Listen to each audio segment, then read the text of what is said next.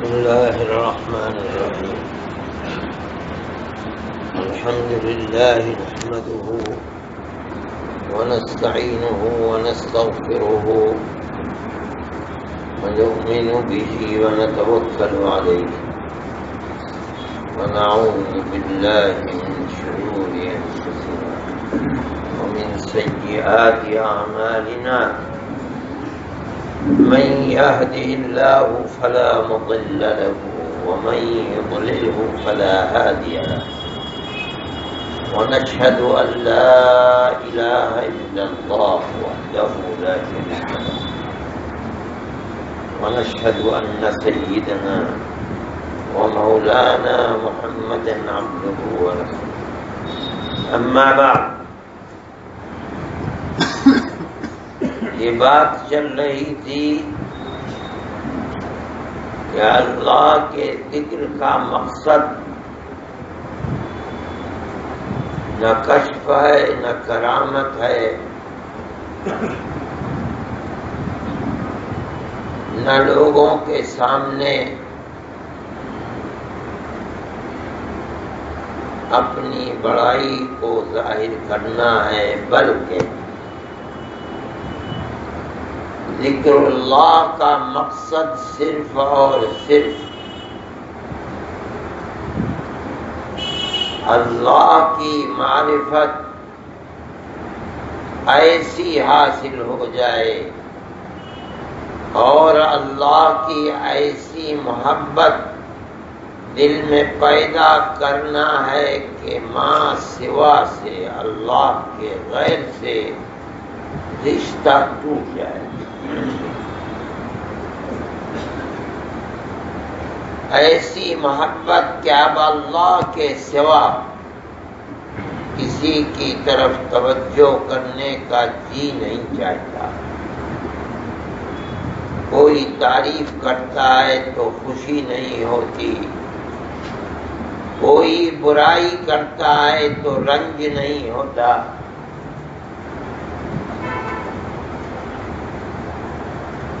کیوں؟ اس لیے کہ مقصد تو صرف اللہ کی رضا ہے. دنیا خوش ہوتی رہے یا ناراض ہوتی رہے، اس سے کچھ لینا دینا نہیں.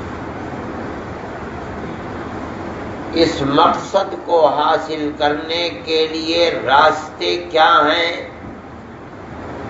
جس سے وہاں مقصد تک پہنچنا آسان ہو جائے؟ اس کو بتایا تھا کہ پہلی چیز یہ ہے کہ اپنے ظاہر کو پاک رکھ، باوضو رہو. ذکر کرنے والا اور کثرت کے ساتھ ذکر کرنے والا اپنے مقصد تک پہنچنے کے لیے اس کو ہمیشہ اپنے جسم کو پاک رکھنا چاہیے. یہ جسم کی پاکی اس کے قلب کی طہارت اور پاکی کا ذریعہ بنے گی، مقصد تک پہنچنے میں سہولت اور آسانی پیدا کرے گی. بتایا گیا تھا کہ اگر وضو ٹوٹ جائے تیمم کر لیں، مگر ناپاک نہ رہے.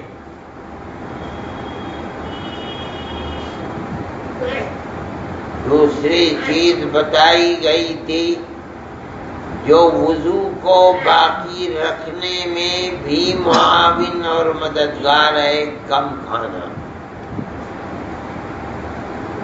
روزے کا رکھنا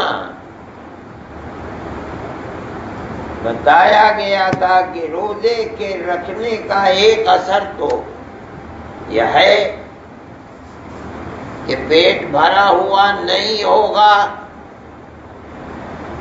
تو وضو کر کے وضو کا باقی رہنا آسان. لیکن ایک معنوی اثر ہے،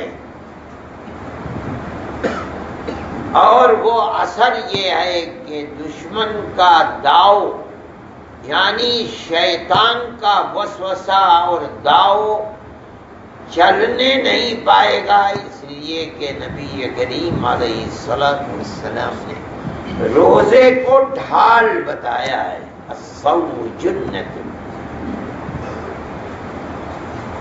روزہ رکھنے والے انسان کا میلان دنیا کی طرف کم ہوگا، رکھتے رکھتے ختم ہو جائے گا، اور جس کے لیے بھوک اور پیاس کی شدت کو برداشت کر رہا ہے اس کی محبت اور اس کی محبوبیت حاصل ہو جائے گی۔ شیطان اپنا داؤ چلانا چاہے گا مگر اللہ کی طرف توجہ آئے گی اور وہ داؤ ٹوٹ جائے گا۔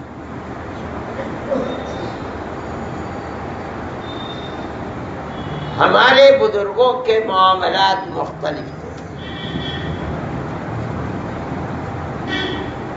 میں نے دیکھا حضرت رائے پوری رحمت اللہ علیہ کو کہ جو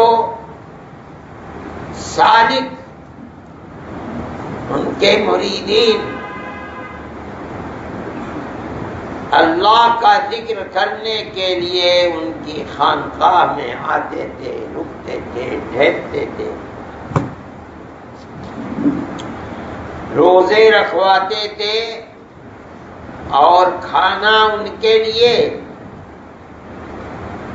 جوار یا باجرے کی روٹی اور دال، یہ امتحان ہوتا تھا۔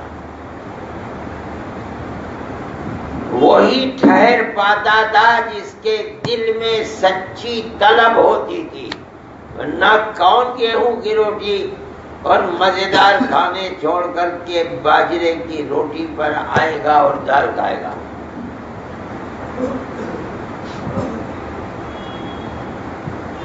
لوگ پڑے رہتے تھے، ذکر کرتے رہتے تھے۔ ان کے سیدھانے ایک کمرہ تھا جس کا دروازہ جو حضرت رائے پوری کا ہال جس میں وہ پڑے رہتے تھے، میں نے تو جب انہیں دیکھا پڑا ہی ہوا دیکھا، ہاتھ پیروں میں طاقت نہیں تھی۔ وہ جو کمرہ تھا اس میں سے 24 گھنٹے آواز آتی رہتی تھی، اللہ اللہ اللہ، کوئی نہ کوئی ذاکر بیٹھا رہتا تھا 24 گھنٹے۔ ایک اٹھتا تھا دوسرا آ کے بیٹھ جاتا تھا، اور مستقل آواز آتی رہتی تھی، اللہ اللہ اللہ۔ اور تربیت کس طرح ہوتی تھی؟ باجرے کی روٹی اور دال۔ اگر کوئی مہمان سالک نہیں ہے ملنے کے لیے، کبھی چلا گیا تو ایک راؤ صاحب تھے، ان کے گھر سے 2 روٹی گیہوں کی اور گوشت آ جاتا تھا، بھائی مہمان آئے ان کو بلا۔ جو سالک ہے اس کا حصہ نہیں، اس کا کھانا الگ ہے۔ وہی پڑا رہتا تھا جس کے دل میں سچی طلب ہوتی تھی، ورنہ نہیں رہ پائے گا۔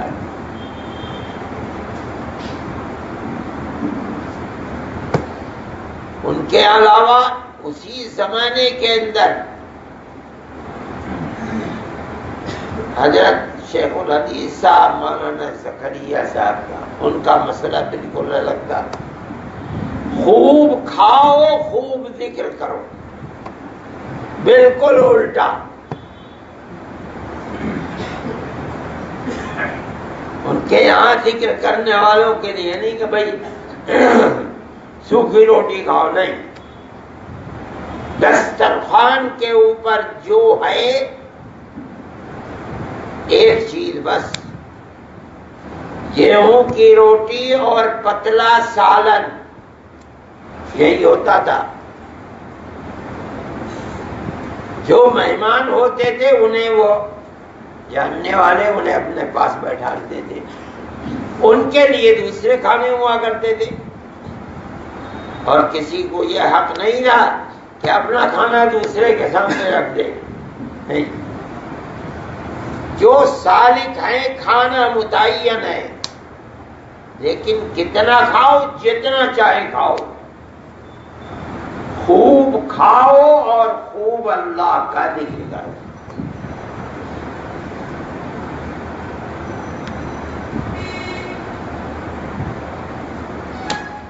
حضرت رحمت اللہ علیہ گئے، حضرت تو بڑے تھے عمر میں،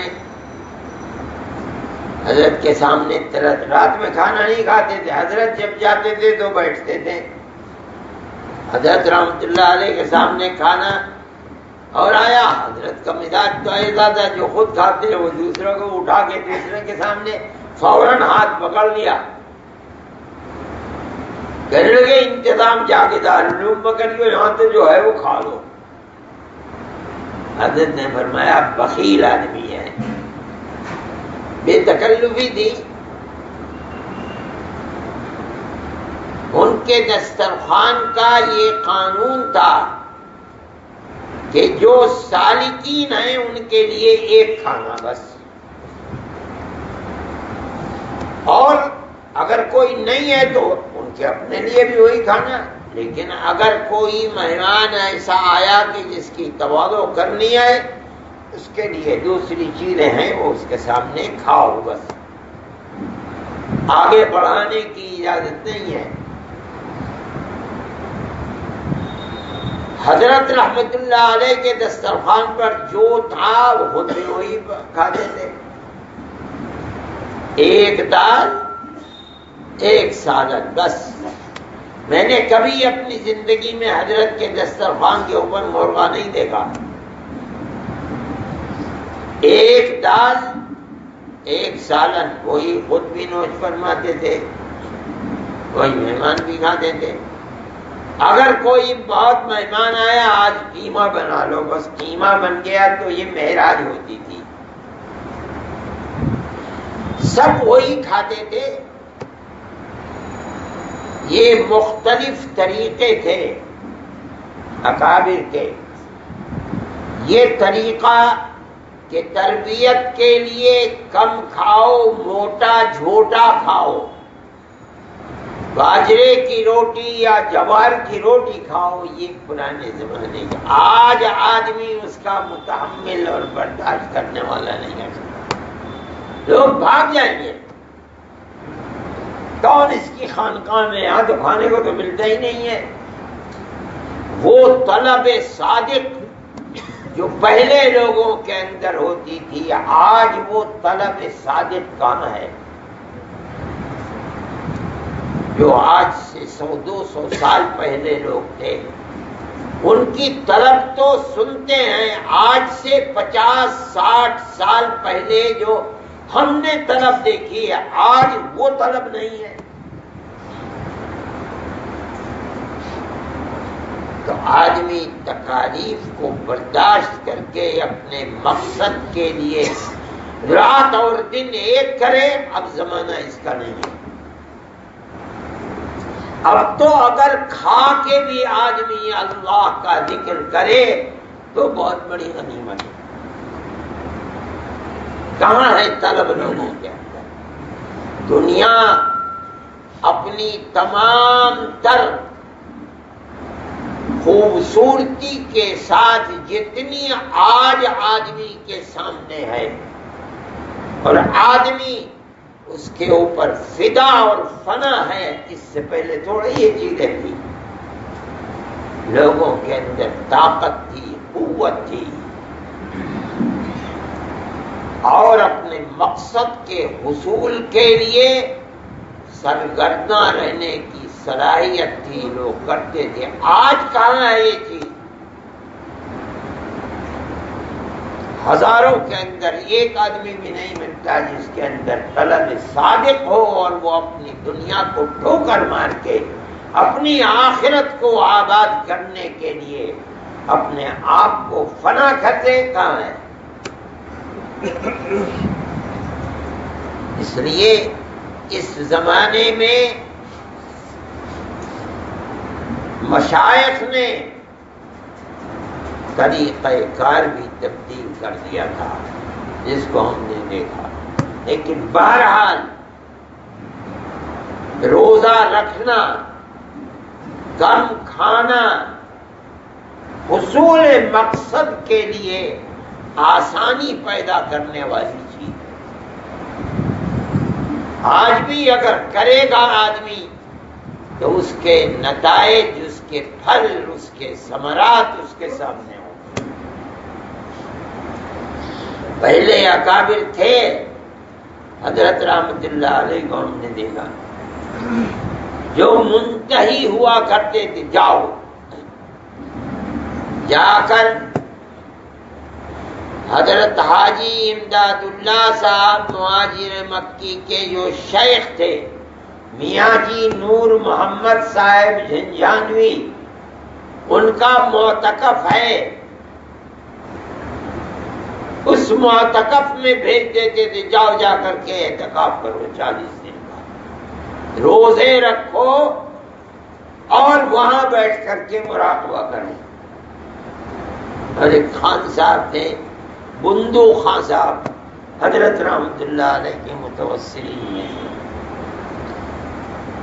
جلال آباد لوہاری میں، وہیں وہ خانقاہ بھی ہے. ایک کمرہ ہے مسجد میں، ان کے یہاں سے اس کا افطار اور سحری آیا کرتی تھی.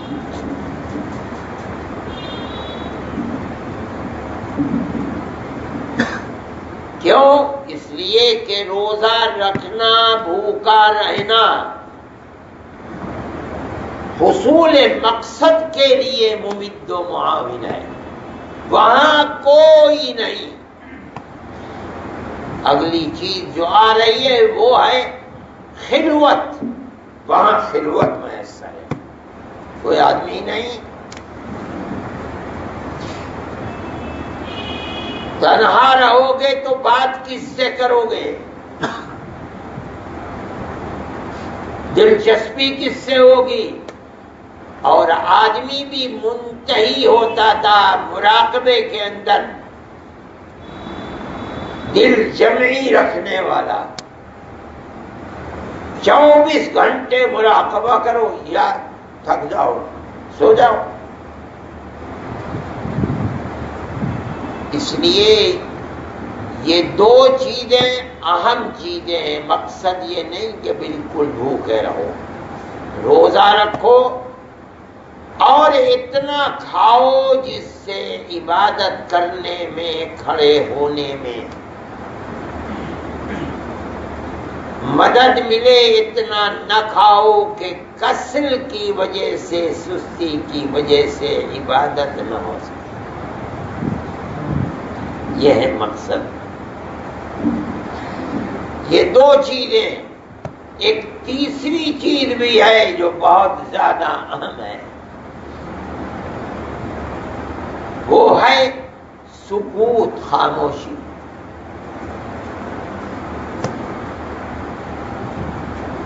ذکر کرنے والے کو یہ چاہیے کہ وہ اپنی زبان کو بند رکھے، ضرورت کے وقت بولے اور بقدر ضرورت بولے.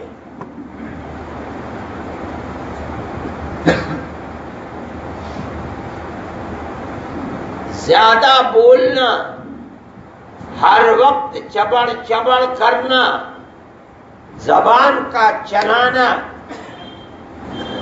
ذاکر کو، ذکر کرنے والے کو اپنے مقصد میں کامیابی کے لیے رکاوٹ بنتا ہے.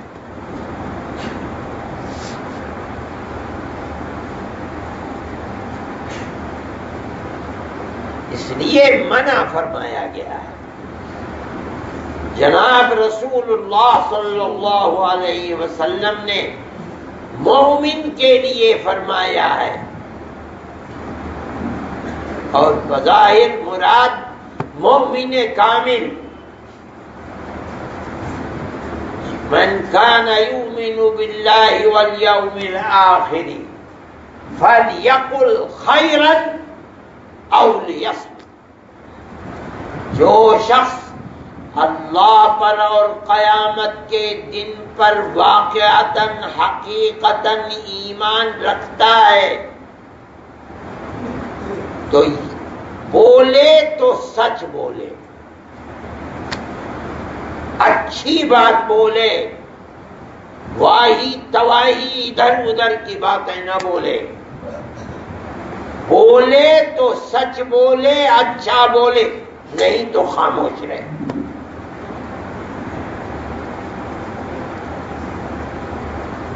غیر ضروری باتوں کے بولنے سے منع فرمایا نبی کریم علیہ الصلوۃ والسلام، اور فرمایا کہ یہ زبان ہی تو کل قیامت کے دن جہنم میں ڈالے گی، یعنی زیادہ تر انسان کے جہنم میں جانے کے اسباب میں ایک بہت بڑا سبب زبان ہے،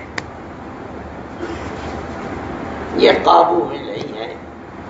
آدمی جھوٹ اسی سے بولتا ہے، آدمی تیر اور نشتر اسی زبان سے چلاتا ہے، دوسروں کی عزت و آبرو پر حملہ اسی سے کرتا ہے، بہتان اسی سے لگاتا ہے، غیبت اسی سے کرتا ہے، ساری بڑی بڑی مصیبتیں تو زبان ہی سے ہوتی ہیں۔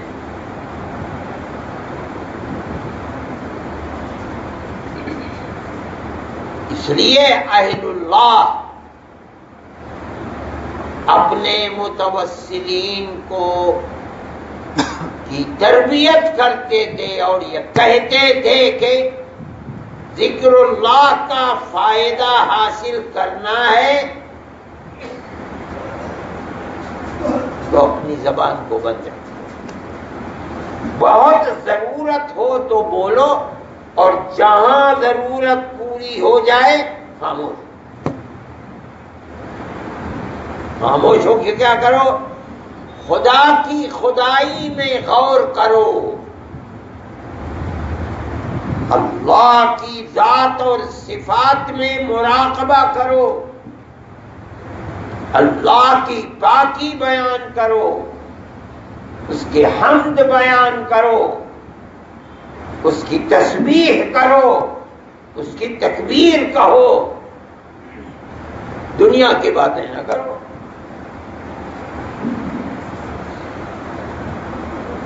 اگر یہ کرنے پر انسان کو قدرت مل جائے تو اس کا مقصد کے حصول کے لیے راستہ آسان ہو جائے۔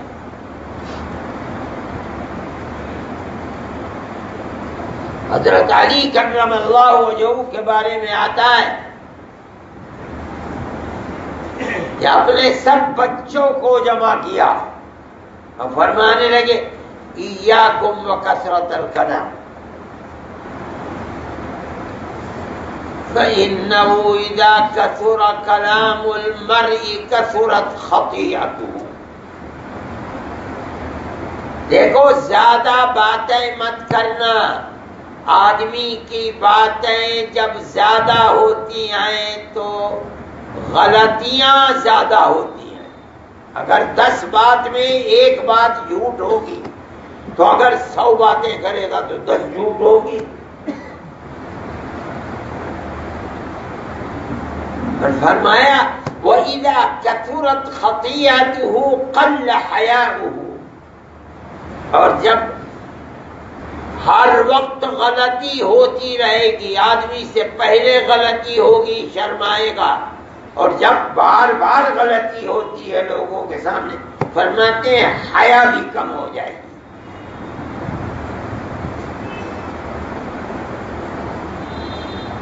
اور فرماتے ہیں وَإِذَا كَثُرَتْ خَطِيئَتُهُ قَلَّ حَيَاؤُهُ وَإِذَا قَلَّ حَيَاؤُهُ قَلَّ وَرْعُهُ، اور جب حیا کم ہو گئی اور جاتی رہی تو تقوی ختم ہو گیا۔ وَإِذَا قَلَّ وَرْعُهُ مَاتَ قَلْبُهُ وَإِذَا مَاتَ قَلْبُهُ دَخَلَ النَّارَ۔ جب تقویٰ چلا گیا تو اس کا مطلب ہے کہ دل مر گیا، اور جب دل مر گیا تو آدمی جہنم کا کندہ بن گیا۔ سبب کیا بنا؟ زبان کا ہر وقت چلانا۔ اور واقعی یہ نصیحت بڑی پاکیزہ نصیحت ہے۔ نبی کریم علیہ السلام صحابہ کرام رضوان اللہ علیہم اجمعین کو تلقین فرمایا، چپ رہو، خاموش رہو۔ یہ مطلب نہیں بالکل نہ بولو، بولو بقدر ضرورت بولو۔ ضرورت نہیں ہے مت بولو، قرآن کی تلاوت کرو، اللہ اللہ کرو، اللہ کی تسبیح کرو، تحمید کرو، تکبیر کرو۔ آپس میں بات چیت کرنا، خواہ مخواہ کی زمین و آسمان کے تومار باندھنا، جس گفتگو کا کوئی نتیجہ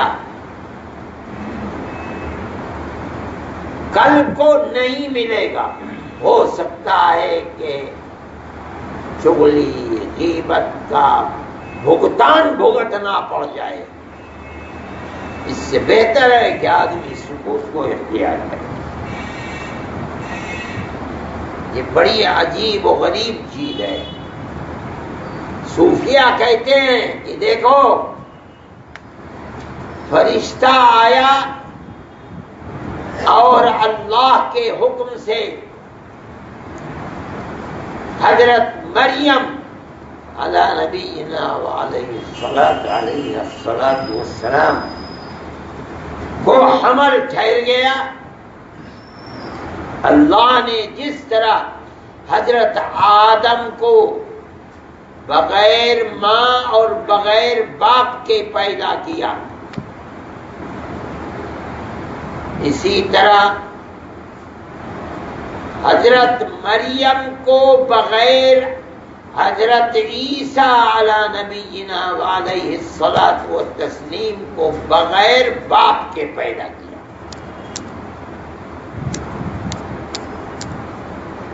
حضرت مریم کہنے لگی کاش کہ میں مر جاتی، نسیم منسیہ ہو جاتی، مگر اللہ کو تو ایک نبی کو پیدا کرنا تھا بغیر باپ کے۔ فرماتے ہیں اب جب لے کر کے جاؤ گی بچے کو اور لوگ دیکھیں گے تو عزت و آبرو تو خاک میں مل جائے گی۔ تو قرآن کہتا ہے جب جاؤ گی اور لوگ اعتراض کریں گے تو جواب نہ دینا، فقولی انی نذرت للرحمن صوما فلن اکلم اليوم انسیا، کہہ دینا کہ میرا روزہ ہے، اس زمانے کا روزہ ایسا ہی تھا کہ خاموش ہے، آج میں کسی سے بات نہیں کروں۔ جب لے کے آئی تو لوگوں نے کہا کہ ارے مریم تمہارا تو خاندان بھی بڑا اچھا تھا، پاکیزہ لوگ، یہ کیا کیا تم نے؟